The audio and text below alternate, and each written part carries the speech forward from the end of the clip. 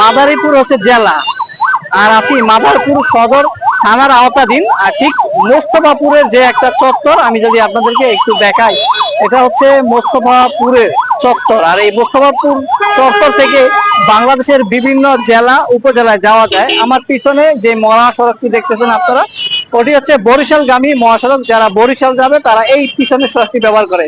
আবার যদি আমি দেখাই আপনাদেরকে, এই যে আমার পিছনে এই সোজাসুজি যে সড়কটি, এটি হচ্ছে শরীয়তপুর। যারা শরীয়তপুর যাবে তারাই সড়কটি ব্যবহার করবে। আবার যদি আমি আপনাদেরকে দেখাই, যারা কুষ্টিয়া রাজশাহী যারা যেতে চায় তারা কিন্তু ঠিক আমার পিছনের এই সড়কটি ব্যবহার করবে। আর এই মোস্তফাপুর এই চত্বর থেকে আপনি বাংলাদেশের বিভিন্ন জেলায় কিন্তু যেতে পারবেন খুব সহজে। এখানে অসংখ্য বাস কাউন্টার আছে, যদি আপনি আমার পিছনে অনেক বাস কাউন্টার আছে।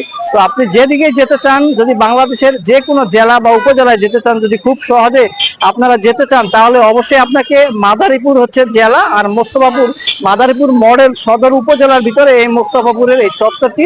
আর এই চত্বরে আপনাকে আসতে হবে। বাংলাদেশের যে কোনো জেলা উপজেলায় যদি খুব সহজে যেতে চান, তাহলে আপনাকে এই চত্বরে এসে যে কোনো একটা বাসের কাউন্টার থেকে টিকিট সংগ্রহ করে ওই জেলা উপজেলায় আপনি যেতে পারবেন।